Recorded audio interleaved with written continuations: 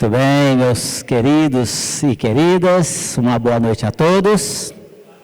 Maravilha, é sempre um prazer e uma alegria muito grande receber cada um de vocês aqui nessa casa de paz, nessa casa de amor, de caridade.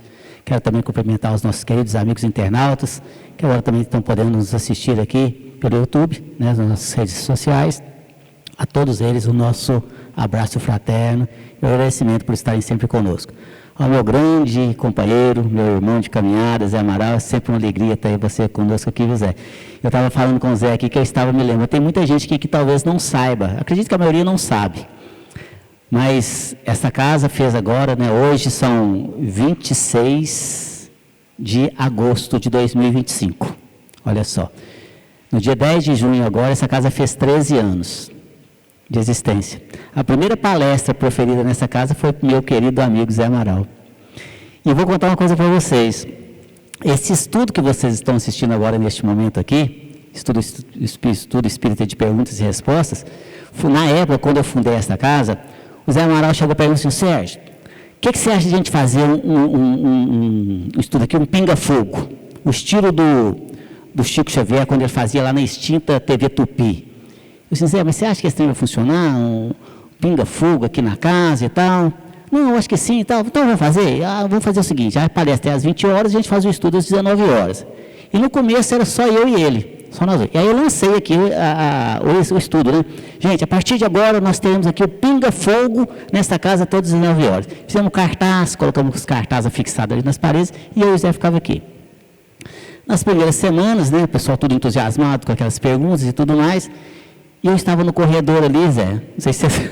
Chega uma senhora com a filha dela, muito assustada, porque ela pela primeira vez adentrava uma casa espírita, né? E eu olhava para os lados assim, meu Deus, o que eu estou fazendo? E aí falou assim: ô moço, é o seguinte, você pode me dar uma explicação? Perfeitamente, senhora, o que a senhora precisa? É a primeira vez que eu venho aqui, que a gente está passando por uma situação muito difícil na nossa vida. E eles falaram que os problemas nossos é espiritual, que a gente tinha que vir no centro espírita. E eu vim aqui. Eu estou vendo aqui o negócio aqui do pinga-fogo. Deixa eu falar, mas a gente não bebe. E a gente tem que beber? E esse negócio do fogo, como é que faz? A gente joga a pinga no fogo, a gente joga a pinga no chão e põe o fogo? Não, minha senhora, pinga-fogo é do Chico Xavier naquela época lá. Eu pergunto, aí eu disse: gente, muda o nome. Arranca os cartazes tudo aqui, pelo amor de Deus. Estudo espírito de perguntas e respostas. Mas esse estudo, né, há 13 anos atrás, e vem toda terça-feira, impreterivelmente às 19 horas, nós realizadas nessa casa, que já é modelo, que está sendo seguido pelo Brasil inteiro, nas demais casas espíritas. Zé Amaral estava me contando aqui, muitos lugares que adotaram também esse modelo, porque é bacana, você tem uma palestra, um tema específico, mas aí abre-se um tema livre, para que as pessoas possam fazer as suas perguntas, né? E então fiquem à vontade. Nós temos inúmeras perguntas que já foram feitas no decorrer das semanas, que são colocadas aqui, e a gente vai fazer aqui. Bom, eu já tenho uma primeira aqui, que eu vou tentar responder para vocês aqui. As que não der tempo para responder, fica para os próximos estudos do pinga-fogo, viu, Zé? E a pessoa fala assim: eu bebo e fumo, tenho tentado parar, mas parece que tem uma força maior que não deixa. Os espíritos podem influenciar a gente aos vícios? Interessante essa pergunta. Olha só. Kardec nos responde ela de uma forma muito sutil. Lá no Livro dos Espíritos, quando Kardec pergunta para os espíritos assim, a pergunta de número 459. Os espíritos podem influenciar as nossas vidas? E os espíritos superiores respondem assim: muito mais do que imagineis. De ordinário são esses que vos dirigem. Olha só, o que significa isso? Nós temos que compreender que quando nós morrermos, ou seja, quando eu morrer, vou dar um exemplo bem simples, quando eu, o Sérgio Bebiano aqui, morrer, eu vou ser o mesmo Sérgio. Esse corpinho vai ser enterrado, vai virar comidinha de microbinho, e eu, enquanto espírito, serei o mesmo Sérgio, com os mesmos defeitos, com as mesmas qualidades, com essa mesma aparência dessa última reencarnação. Vou lembrar dos meus parentes, dos meus entes queridos, dos meus amigos. Não vou ficar nem mais burro, nem mais inteligente. E eu serei, então, atraído para lugares de acordo com a minha afinidade. Se eu for aqui uma pessoa muito boa, ou pelo menos me esforçando para seguir os princípios e ensinamentos de Jesus, independente da religião que você professe, você vai estar em bons lugares no plano espiritual. O inverso disso também é verdadeiro. Se for uma pessoa muito má, se você prejudicou as pessoas, se você prejudicou a si mesmo pelos vícios, por exemplo, você vai estar em lugares bem complicados, ou vagando por aí, entre os encarnados que se afinizam com o mesmo gosto. Se a pessoa que gostava de beber, gostava de fumar, gostava de usar drogas, quando a pessoa desencarna, ela continua com as mesmas vontades. Como ele não tem mais um corpo físico, um espírito, ele não consegue pegar um copo para beber assim. Então o que ele faz? Ele se aproxima de quem bebe, ele se aproxima de quem fuma, se aproxima de quem usa drogas e vai induzir aquela pessoa que já tem uma queda para os vícios a beber. E vai beber junto, não o líquido, mas as emanações alcoólicas ali, do fumo e tudo mais, se satisfazendo daquele suposto prazer. E ficando até bêbado. E tem espírito dessa natureza, meus queridos, só para vocês terem noção de como é que funcionam as coisas, tem espírito que não sabe nem que morreu. Ele está num processo de perturbação tão grande que ele acha que ele está vivo ainda, aqui entre nós. Muitas pessoas vêm nessa casa aqui em busca de ajuda, no acolhimento fraterno, tratamento espiritual, e quando eu converso com esses espíritos nas nossas reuniões, e eu faço isso praticamente todos os dias nessa casa, conversando com eles, como eu estou conversando com vocês aqui, ó, de uma forma muito tranquila, muito natural. E às vezes a pessoa está aqui em busca de auxílio para os vícios, eu falo com o espírito assim: ô meu amigo, você está acompanhando o nosso irmão lá, ó, você está prejudicando ele. Ele fala assim: você ficou doido, estou prejudicando ele é meu amigo, ele é meu companheiro, eu gosto dele, ele gosta de mim. Aí eu já vejo que ele está perturbado. Eu falo assim: mas você assim, não está notando assim, algo estranho, que as pessoas não conversam com você, nem te responde, até parece que eles não estão te vendo. Diz, mas ninguém gosta de conversar com tonto, né? Você vê, eu estou na sujeira danada, estou fedendo aí, que tem um tempão que eu não tomo banho, mas ele não importa não. Às vezes ele está triste, eu chego perto dele e falo assim: vamos beber uma? Aí bebe, eu bebo com ele, nós fica alegre. Companheiro de golo. E tem outros que já sabem que desencarnaram, mas estão ali continuando com ele com relação à questão dos vícios. Então vamos ficar atentos. Um dia, Zé, eu falei aqui numa palestra minha, eu falei assim: eu queria que Deus me desse 5 segundos de poder total. Eu falei só uma coisa: eu queria que todo mundo tivesse o poder da evidência. Se vocês pudessem, gente, estou brincando aqui, mas olha só, se vocês pudessem ver o tipo de espírito que fica perto dessas pessoas ligadas aos vícios, você ia sair, ó, vazando de medo, de correria, porque são espíritos que estão perdendo até a forma humana, para vocês terem noção, né? Então eu queria sugerir para vocês aqui um livro muito interessante, psicografado pelo nosso querido saudoso Chico Xavier, editado por André Luiz, chama-se Sexo e Destino. Esse livro é interessante que o André Luiz ele ia numa cidade, estava um capítulo para o Chico Xavier. Depois ele ia em outra cidade, estava outro capítulo para o Valdo Vieira, que é outro médium. Então estava um capítulo para um capítulo para outro. Ficou que até meio sem pé, sem cabeça. Teve que juntar os 2 médiuns com 2 pedaços de livro para dar um livro. Chama-se Sexo e Destino. Nesse livro, o André Luiz vem nos ensinar que ponto que chega a influência espiritual na vida de uma pessoa, principalmente na questão dos vícios. E outra coisa também, só para finalizar a minha resposta aqui, tem uma palestra da minha autoria, depois entra lá no YouTube, lá, digita lá, palestra Sérgio Bebiano, vai aparecer um monte de palestra lá, e tem um que se chama Suicídio e Suas Consequências. As pessoas acham que o suicídio é só quando a pessoa ali tira a própria vida, intencionalmente, mas existe um suicídio inconsciente, o suicídio involuntário, é quando a pessoa vai tirando a sua vida sem querer morrer, mas está se matando, através dos vícios. Porque nós sabemos o quanto que faz mal. Então, eu também nessa palestra, eu trato desse assunto. Depois assistam essa palestra e leiam esse livro também. Né, Zé? Isso aí. Gostaria de entender o porquê... Boa noite, gente. Gostaria de entender o porquê de não se encontrar em alguma religião. Gosto um pouco de todas. Que bom, pelo menos a criatura está procurando. Jesus, quando fala assim, ó, o reino dos céus é semelhante a um caçador de pérolas, que um belo dia encontra a maior pérola, e aí ele vai, vende tudo e não quer saber de mais nada. Ele quer aquela pérola. É a referência de que, quando você encontra o seu lugar, quando você encontra aonde você se sintoniza, onde você se realiza, onde você se sente bem, é ali que você vai ficar. Mas enquanto isso não acontece, que bom que a pessoa está procurando nas religiões. Vai encontrar o seu ponto de sintonia e se dar bem, vai se ajustar ao longo do processo até entender o que é que está acontecendo. E muito mais importante do que o local ou procurar um determinado espaço, tempo, é entender exatamente o significado da pérola. O significado da pérola é quando você encontra a beleza do Evangelho, quando você encontra a beleza de uma doutrina, de uma religião, que te toca profundamente o coração e que faz você sentir, em cada minuto da sua vida, uma gratidão pelo viver, pelo estar aqui, pelo entendimento das coisas que te rodeiam. Na hora que você encontrar isso, é aí o seu espaço, é aí o seu tempo de atuação. E que seja feliz. Tomara que não demore muito, porque quando a gente encontra...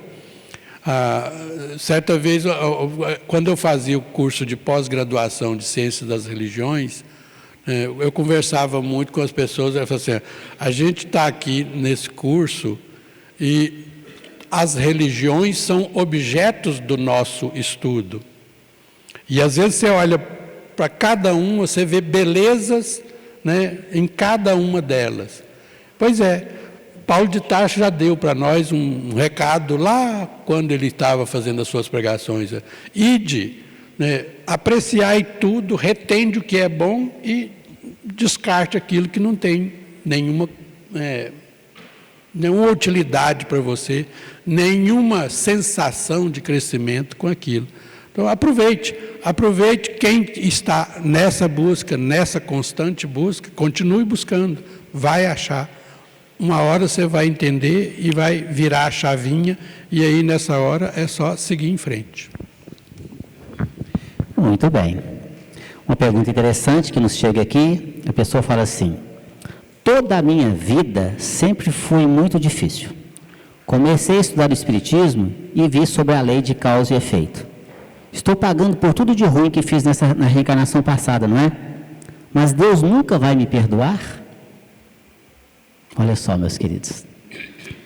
Na verdade, Deus nunca vai te perdoar. Nunca. Deus nunca vai te perdoar. Sabe por quê? Porque Deus não perdoa? Porque Deus não se ofende. Então, Deus não se sente ofendido. Deus nos dá, são oportunidades de aprendizado. Então, quando nós passamos, às vezes, por situações muito difíceis na nossa vida, por dificuldades, por problemas, e a gente começa a estudar a doutrina espírita, e a gente vai começando a ler, a aprender um pouco sobre a lei de ação e reação, causa e efeito, enfim, e a gente começa a ter também uma interpretação diferente. O espírita, muitas vezes, como está começando, ele fala assim: eu estou aqui para pagar os meus débitos do passado, né? Quem mandou eu jogar pedra na cruz? Agora aguenta, né? Vai fazer o quê, né? Eu também devo ter aprontado demais na reencarnação passada, eu devo ter sido muito ruim, eu devo ter sido dono de escravo, e começa só a ver coisas horríveis. E agora tem que pagar, como se Deus estivesse nos cobrando alguma coisa. Não, meus queridos. A reencarnação é uma grandiosíssima oportunidade que Deus nos oferta de nós nos reeducarmos, de nós aprendermos o que nós não fizemos bem feito nas nossas existências anteriores. Olha só, a reencarnação é comparada como um aluno na escola. Ele não foi muito bem porque ele matava a aula, ele não estudava, né? Ali, e o que aconteceu? Ele então, na nossa época, né, Zé, a gente falava tomar bomba, né? Eu não sei como é que fala, não. Tomou bomba. Aí o que você tinha que fazer? Repetir o ano. Mas, mas meu Deus, tem que repetir tudo de novo. Tem, porque você não foi bem. Mas não, dessa vez agora eu vou estudar então, porque eu não quero repetir de novo, não. Não é assim que acontece? Assim é a reencarnação. Você não foi bem em algumas coisas. E Deus falou, volta. Agora faz direito, né? Então as provas e expiações, chamadas por muito por dificuldades, né, e por problemas, são na verdade oportunidades. Então a primeira coisa que nós temos que fazer, vamos lá no nosso dicionário e vamos riscar a palavra problema, riscar a palavra dificuldade. E vamos lá na letra D, de desafio. E vamos argolar essa palavra desafio, porque nós temos, na verdade, meus queridos, na nossa existência, são desafios a superar. E todos os dias acordamos de manhã com um desafio a superar. Mas Deus, na sua infinita bondade e misericórdia, nos dá sempre uma oportunidade para que possamos vencer esses desafios.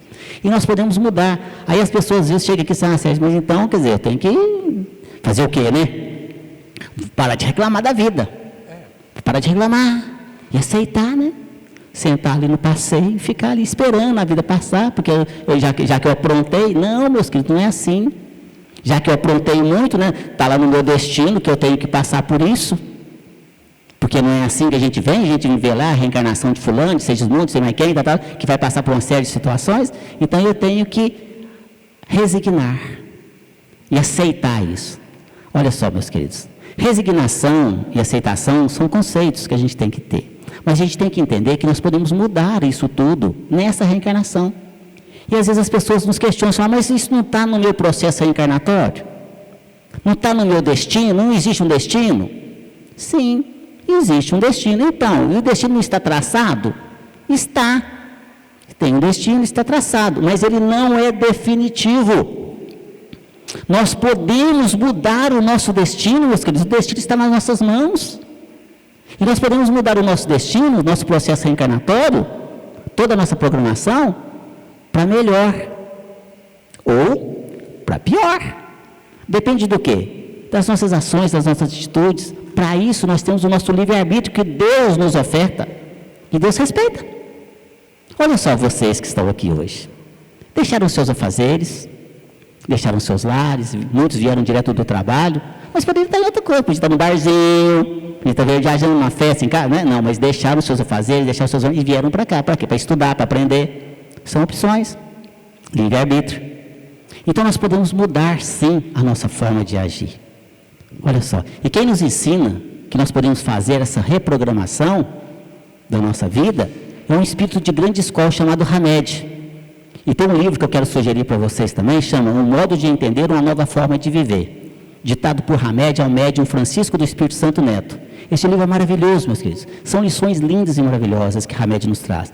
E na sua lição de número 1, lição primeira, intitulada Reprogramação, Hamed nos ensina que nós podemos reprogramar a nossa vida. Olha só, leiam essa lição depois. E a lição é mais ou menos assim, olha, Hamed fala dessa forma: nascestes no lar de que precisavas, vestistes o corpo físico que merecias, moras no lugar que poderia, no melhor lugar que Deus poderia te proporcionar. Possuis os recursos financeiros coerentes com as tuas necessidades, nem mais nem menos, mas o justo para as tuas lutas terrenas. Teu ambiente de trabalho é o que elegestes espontaneamente para a tua realização. Teus parentes e amigos são almas que atraístes com as tuas próprias afinidades. Olha só, os teus parentes e amigos são almas que atraístes com as tuas próprias afinidades. Portanto, o teu destino está constantemente sob o teu controle. Ele ainda fala assim: tu escolhes, recolhes, eleges, buscas, atrás, modificas, expulsas tudo aquilo que te rodeia a existência. Teus pensamentos e atitudes são as fontes de atração e de repulsão na tua jornada vivencial. E ainda fala assim: portanto, não reclames, nem te faças de vítima. Antes de tudo, analisa e observa. A mudança está em tuas mãos. E finaliza a lição falando assim: reprograme a tua meta, busque o bem e viverás melhor. Olha só, meus queridos, é isso que nós temos que fazer. E aí tem uma lição, uma palestra que eu gostaria de sugerir para vocês também, depois assistam, está lá no YouTube, uma palestra da minha autoria, que se chama Agradecimento. Tenho certeza que ela vai ajudar muito, principalmente a você, minha amiga ou meu amigo, e a todos nós aqui, a superar esses momentos difíceis que nós passamos na nossa vida, né, Zé?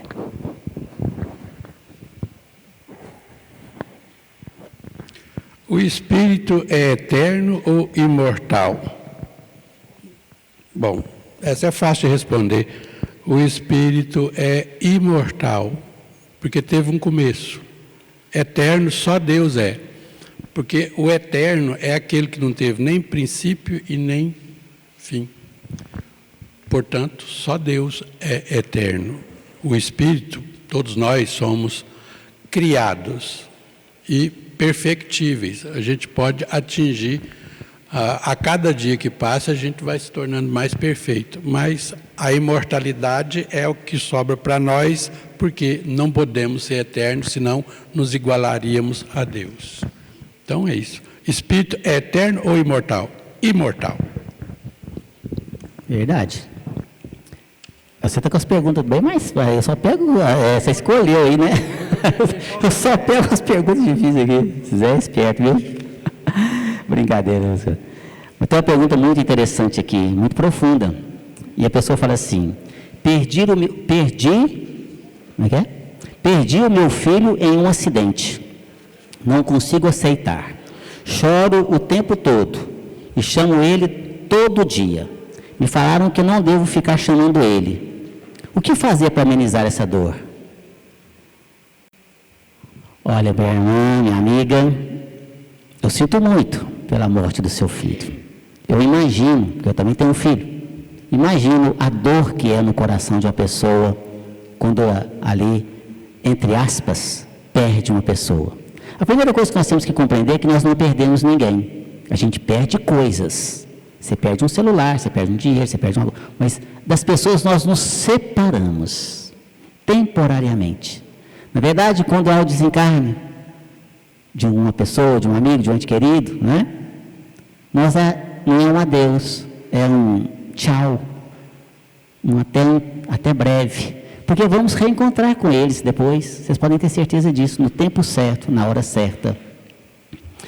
E a doutrina espírita consoladora como ela vem nos aliviar essa dor.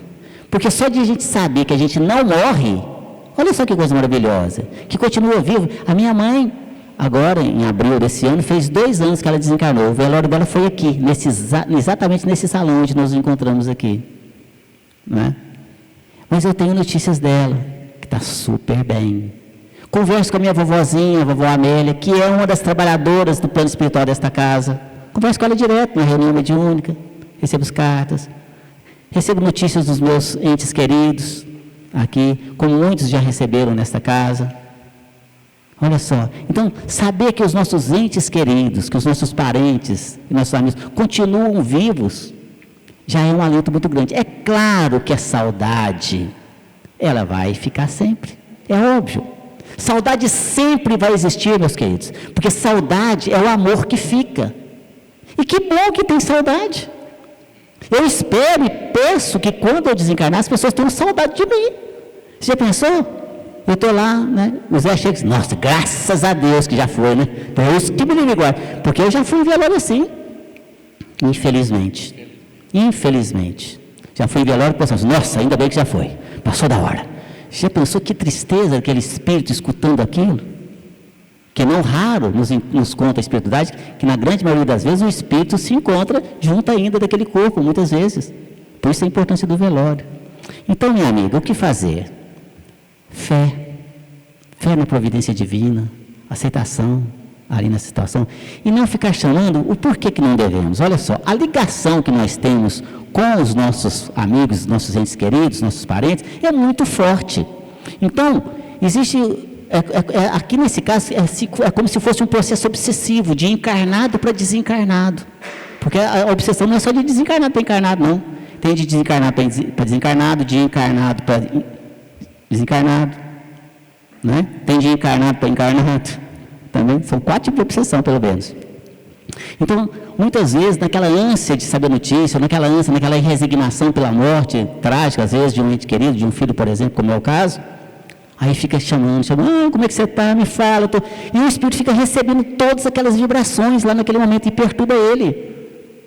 Então, naqueles momentos de dor, de saudade, o que fazer? Oração. Faz uma prece por ele. Meu filho, fique bem. Esforçarei aqui para ficar também, né? Se apegue à fé na providência divina. Tem uma palestra minha que se chama Velório na Hora do Adeus. Eu gostaria para essa nossa irmã aqui e para todos vocês que nos ouvem, que possam assistir. Chama Velório na Hora do Adeus. Lá eu trato o que acontece na hora do velório, o que acontece na hora do enterro, o que acontece depois do enterro, o que fazer com os bens do falecido, como que nós devemos nos comportar também depois. E eu conto lá um caso que aconteceu na minha família, com a minha tia e o meu primo, que desencarnou, muito jovem ainda, de câncer. Minha tia chorava, até que o meu primo manifestou na reunião pedindo para que eu fosse na casa da minha tia conversar com ela. Falei assim: vai lá na casa da mãezinha, ela me chama o dia inteiro, eu não aguento mais, eu não sei o que eu faço aqui. Eu estou desesperado, eu não consigo estudar, não consigo fazer nada, porque ela me chama toda hora, ela vai acabar desencarnando antes da hora. E eu saí daqui de nós, fui lá na cidade dela, lá em Ribeirão das Neves. Ela é adventista. Esse é um problema. O adventista acha que o espírito fica adormecido até a data do juízo final. Mas com muito jeitinho, com muito tato, né, conversei com ela e ela mudou a sua postura. Depois eu recebi uma carta do meu primo, agradecido, estava bem, né? E uma carta muito linda. Eu conto essa carta lá nessa palestra, para que vocês possam ali assistir depois, tá certo? Então, fé na providência divina, meus queridos. Aceitação, sim.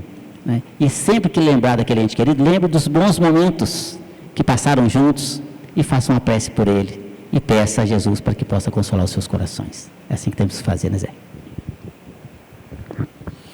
Boa noite. Por que a dificuldade de nós encarnados, nos comunicar com os desencarnados? Eles têm a mesma dificuldade para se comunicar conosco? Essa é uma questão relativa, porque tudo depende da necessidade e do objetivo. A comunicação, como dizia o Chico Xavier, o telefone toca de lá para cá. E esse telefone só toca de lá para cá quando há uma necessidade específica e que beneficie não só as pessoas que estão envolvidas na comunicação, mas todo um processo em torno de si. Obviamente, quando você tem uma comunicação mediúnica, isso já passou pelo crivo da possibilidade de ser útil, de beneficiar o maior número de pessoas possível. Então, a comunicação, isso às vezes é para a pessoa que não participa de uma reunião mediúnica. Para a gente que participa da reunião mediúnica, isso fica mais constante. E, às vezes, a manifestação de pessoas ligadas afetivamente a gente, porque já está envolvida no processo, né, da ajuda, no trabalho, ou quanto mais lúcida a pessoa, maior a possibilidade dessa ajuda, a comunicação fica mais frequente. Mas quem não está estudando o processo, não está fazendo cursos acerca do processo da mediunidade, não está participando de grupos mediúnicos, isso fica mais difícil, mais raro acontecer, porque até você juntar uma coisa com a outra vai demorar. Eu, particularmente, eu tenho uma história, porque eu tenho uma experiência em que a reunião foi marcada para mim, porque o benefício era só para mim e, obviamente, o benefício tinha que se estender a todas as pessoas que estavam, né, envolvidas no processo, para me avisar de uma cirurgia que eu ia fazer na prega vocal, porque eu tinha um câncer na prega vocal. Então, o mentor mandou me chamar no centro e eu fui lá para saber o que era. E ele foi só para me tranquilizar. Eu falei assim, você fica tranquilo, porque são 3 cirurgias. A primeira já aconteceu, ainda tem mais 2 cirurgias. Eu pensei, então, já que botei a mão na cava e falei, estou de boa, porque já fui avisado que está tudo bem, que está tudo dentro dos prognósticos. Mas isso é de acordo com a necessidade. Eu não procurei saber, isso foi me ofertado como um brinde. Na época, às vezes a gente estava passando por uma situação assim, aquelas situações que todo ser humano, na luta diária do crescimento espiritual, vai acontecer. Aquele momento em que você questiona isso, questiona aquilo outro. O câncer na prega vocal era devido ao falar muito, fazer muita palestra. Cheguei a fazer 932 palestras num ano. E aí eu questionava isso, aí o mentor chegou e falou, fica tranquilo. E aí a cirurgia correu tudo bem, meu câncer foi embora e nós estamos aqui.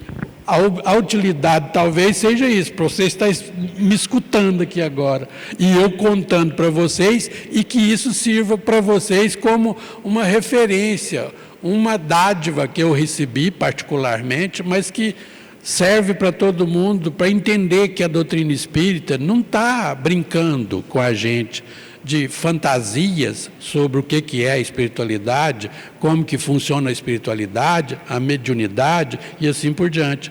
É real. A gente precisa de ir buscar nas entrelinhas do nosso trabalho dentro da casa espírita, dentro da nossa vida cotidiana, para que a gente entenda essa realidade. Aliás, ontem eu estava fazendo um estudo e as pessoas perguntando se na Bíblia existia isso. Eu falei, gente, está cheio. Paulo de Tarso, na primeira epístola de Paulo aos Coríntios, no capítulo 14, especificamente, ele ensina como é que se faz uma reunião mediúnica. Você pode usar a página. Ontem nós lemos tintim por tintim. Você pode usar essa página para fazer uma lição nos nossos cursos sobre educação mediúnica.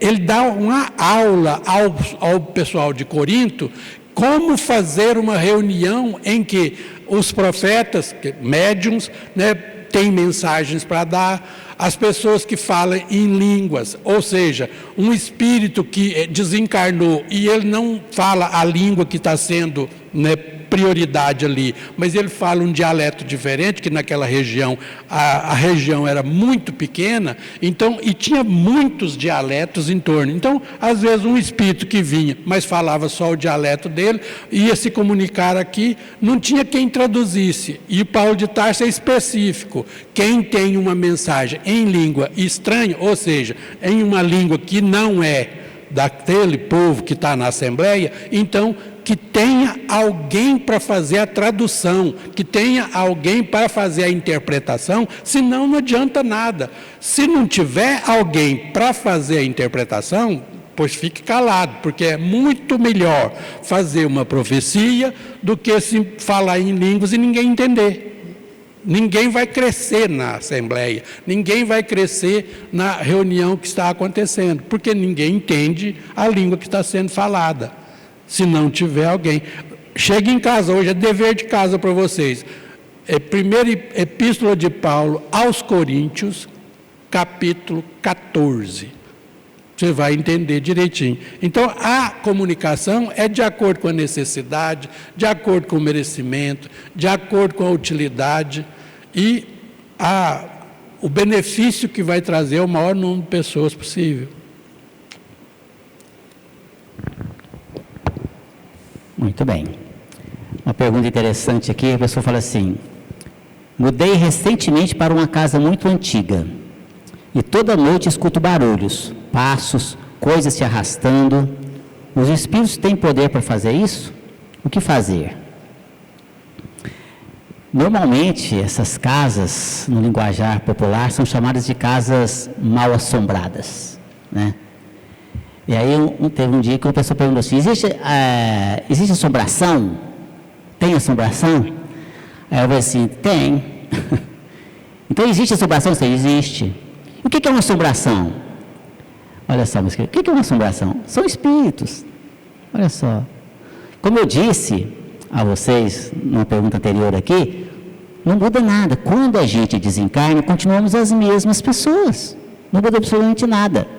Então, continuamos com os mesmos efeitos, com as mesmas qualidades, com a mesma aparência, com os mesmos gostos, com o apego às coisas. Quem aqui que não é apegado às coisinhas, não é? Vai lá e abre o seu guarda-roupa e tenta tirar aquela blusa que tem 10 anos que você não usa. Mas ela é tão bonitinha.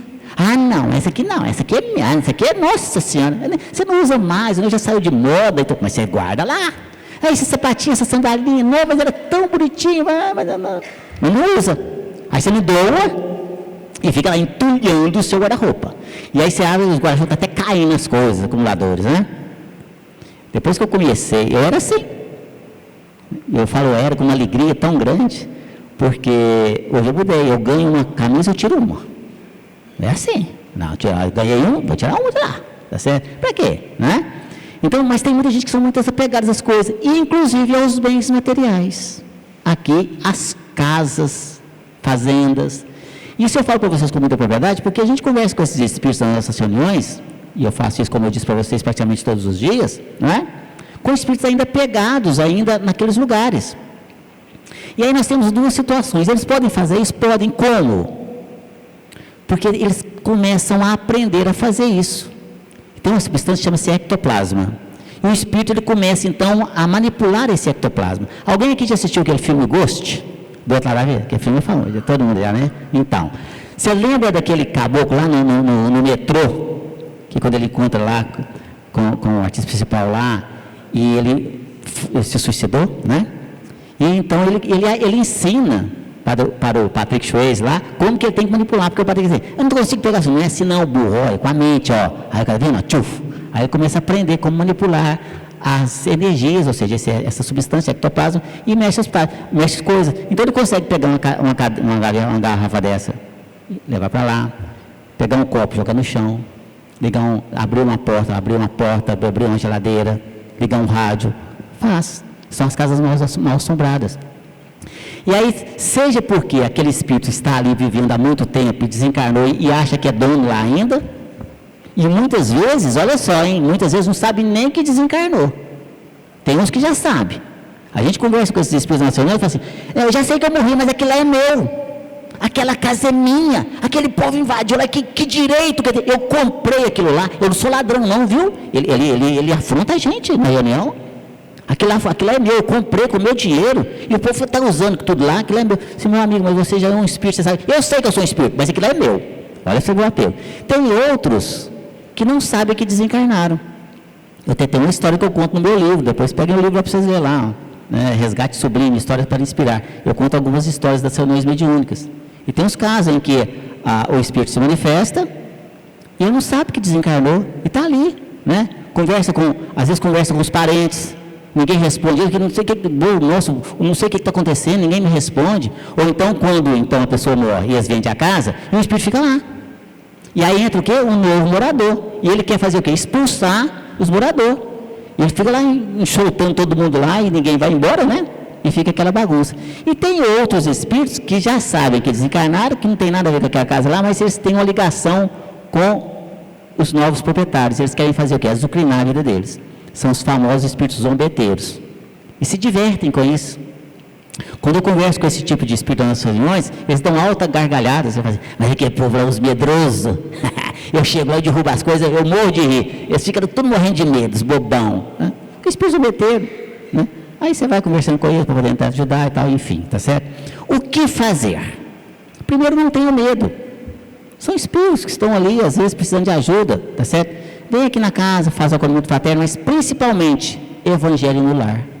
Façam o evangelho no lar, meus queridos. Se vocês soubessem a bênção que é, a proteção que é, o estudo do evangelho no lar, religiosamente naquele mesmo dia, naquele mesmo horário, vocês vão ver. Porque ali aquele espírito vai estar escutando. A equipe espiritual vai estar lá naquele dia, ajudando em tudo que é possível.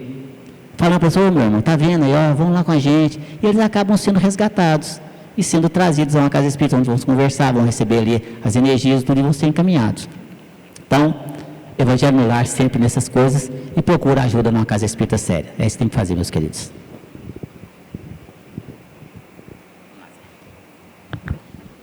As perguntinhas hoje estão tudo gostosas de responder aqui, ó. Será que Deus se vinga das pessoas procrastinadoras? Obviamente não. Gente, vamos aprender uma coisa de uma vez por todas. No dicionário divino não existe a palavra castigo. Tira isso da cabeça. O que existe é pedagogia das leis divinas, causa e consequência, causa e efeito. Então, nossos sofrimentos são nossas responsabilidades. E outra, o que pode acontecer é que às vezes os nossos erros são tão grandes, mas tão grandes, que o desequilíbrio nosso se torna uma coisa tão difícil de superar, que Deus parcela para nós a nossa responsabilidade de corrigir a rota, corrigir os problemas que a gente tem. Então, é muito mais fácil de diminuir a pena, no sentido de que a gente interpreta como pena, que é causa e consequência, é só colheita. Ninguém planta espinhos e colhe maçãs. Se você planta espinhos, é espinho que você vai colher. E outra, depois que plantou, reza para ninguém passar e se arranhar nos espinhos, porque a responsabilidade é sua. Então, Deus não se vinga, Deus não pune, Deus não cobra. Aliás, Jesus só exemplificou isso. Me mostra na Bíblia, em qualquer lugar de Jesus, que quando Jesus está na ativa, atuando, me mostra aonde ele cobra alguma coisa de alguém. Única vez que você vê Jesus tentando organizar a história é no templo, nos vendilhões do templo. E ali não se pode dizer que aquilo é realmente do jeito que está relatado ali. Eu acho que é muito mais a palavra de Jesus, quando era dita, a carapuça servia de tal forma que a pessoa se sentia como se estivesse sendo açoitado. Por quê? Porque açoitado pela própria consciência, e não de fato.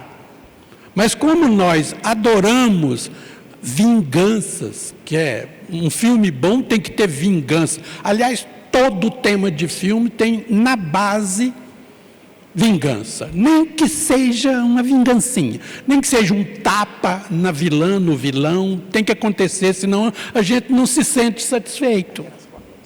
Não se sente satisfeito. Porque a nossa mentalidade ainda é assim, ela funciona conforme a pena de talião, né? Olho por olho, dente por dente. A nossa mente está acostumada assim. Só que não é assim a realidade. Aliás, as pessoas quando falam do discurso de Jesus, ninguém estava lá para gravar, para filmar Jesus falando. Quando Jesus fala, ó raça de víboras, aí eu perguntei uma vez, tinha 3 pessoas, e eu falei assim, como é que você acha que Jesus falou essa frase? Se é que ele falou essa frase. Vamos lá, hipoteticamente. Como é que Jesus falaria? Aí a pessoa fala, ô raça de víboras, destilando raiva, ódio. O outro falou assim, eu acho que não foi assim não, eu acho que foi assim, ô raça de víboras, não é possível que eu vou ter que aturar vocês. O outro falou, e aí eu virei e falei assim, e quem sabe era assim, ô raça de víboras, meu Deus do céu, até quando vocês vão entender, meu Deus? Paciente, acolhedor, suave. Para mim, faz mais sentido, porque Jesus é o pedagogo, o psicólogo, o médico das excelências. Hora nenhuma ele cobrou nada de ninguém. Ninguém. Quando a pessoa estava muito ruim na vida e recebia um benefício dele, ele olhava para a pessoa e falava, entendeu? Entendi. Pois então vá e nunca mais faça isso, não peques mais. Só isso que ele falava, porque o passado não interessa, eu não vou te cobrar o passado, eu vou te ilustrar como que pode ser o futuro. Chico Xavier, quando fala que você não pode alterar o que já passou, mas você pode mudar completamente a rota que você vai daqui para frente. Mais ou menos isso. A frase é muito mais bonita, mas o que eu entendo para decodificar é isso. O que já passou, já passou. Da agora para frente eu posso mudar radicalmente e ser melhor. Então, tira da nossa cabeça, não existe castigo, existe a correção de rota, reeducação, reorientação, conversão, quer dizer, a pessoa que toma consciência de que essa direção não é a correta, então ele converte, vira. Converter é virar. Vira para cá, muda a rota, vira a chavinha. Aí então você vai entender o que significa isso. Mas é responsabilidade nossa. Verdade, só para agregar mais ainda, Zé, essa questão é realmente fantástica, né? Quando Paulo, o apóstolo, escreveu a carta aos Gálatas, lá no capítulo 6, versículo 7, ele falou: tudo que o homem semear, isso também se fará. A semeadura é livre, mas a colheita é obrigatória. Como o Zé colocou um exemplo muito interessante. Ué, não, mas minha vida é cheia de espinho. Mas por que não você planta espinho? Você quer colher flores? Plante flores. Isso é simples. Plante flores e você vai colher flores. Se você está colhendo espinhos, você planta espinho. Ah, mas e agora o que eu faço? Comece de agora em diante, como o Zé colocou aqui. Essa passagem de Chico, inclusive, tem uma placa lá na entrada do centro, na inauguração, eu coloquei lá, né? Quando o Chico fala: se nós não podemos mudar o passado, nós podemos mudar o presente e fazer um novo futuro, né? Como o Hamed colocou naquela lição que eu falei para vocês aqui, a mudança está nas nossas mãos. Então vamos reprogramar a nossa meta. O destino, olha só que coisa maravilhosa, o destino está nas nossas mãos. O que nós fizemos ou falamos ontem, não tem jeito mais. O que você falou ontem, não tem jeito de você pegar a palavra e colocar dinheiro na boca, mas não. Já falou, já está falado, né? Está dito. O que foi feito, está feito. Mas você pode mudar hoje e fazer um novo futuro. Olha só, então vamos começar a nossa mudança. Como nos ensina a irmã Dufour, no livro maravilhoso, Reforma Íntima Sem Martírio. Vamos fazer a nossa mudança, a nossa transformação. Esse é o objetivo da reencarnação, meus queridos e queridas. É a nossa mudança. Para isso nós estamos aqui. Nós não estamos nessa reencarnação de férias. Nós não estamos aqui a passeio, não. Nós estamos aqui para nos melhorarmos, para progredirmos. Não vamos passar isso aqui em brancas nuvens. Quando eu falei para vocês da carta que eu recebi do meu querido primo, né, Nelson, chamava carinhosamente de boy, no trecho da carta ele fala assim: hoje já sei a realidade de espírito que sou e não de homem encarnado que fui.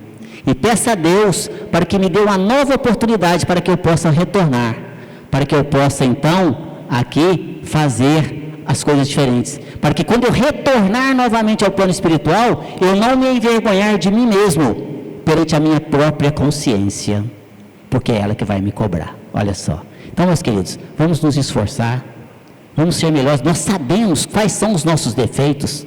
Todos aqui sabem. Quem mais nos conhece a nós mesmos? Deus, nossa mãe, né? Também. Mas nós também. Eu me conheço, eu sei os meus defeitos, o Zé sabe os defeitos dele muito bem. E nós temos muitos ainda. Eu já melhorei muito. Nossa, e como eu fico tão feliz, mas eu ainda tenho muita coisa para melhorar ainda. Então, meus queridos, para finalizar a nossa fala, nossa reunião está chegando ao fim, nosso estudo. Pegue um papel, aliás, pegue bastante papel, muito papel, uma caneta, vá lá em frente ao espelho, olhe bem no fundo dos seus olhos e comece a anotar os seus defeitos. Leva bastante papel, porque a gente tem muito defeito, né? E anota todos os defeitos. Depois coloca tudo em ordem. O mais fácil para ser superado até o mais difícil, que é o nosso orgulho, a nossa vaidade, o nosso egoísmo. Mas começa lá do primeiro, um de cada vez. E vai vencendo. Quando você vencer aquele defeito, você vai lá e rabisca ele, vai lá no espelho, dá um beijão em você, canta parabéns para você, joia, próximo, e vai um de cada vez. E é assim que a gente tem que fazer, nos melhorarmos, porque esse é o objetivo de estarmos aqui, nos melhorarmos cada dia mais, para que hoje possamos ser melhores do que ontem e amanhã sermos melhores que hoje. Então, meus queridos, mais uma vez, nós agradecemos a presença de cada um de vocês. Obrigado, Zé, por seu carinho, por estar sempre conosco aqui, aos nossos amigos internautas. Que Jesus possa abençoar a cada um de nós sempre. Um grande abraço e muita paz. Muito obrigado a todos.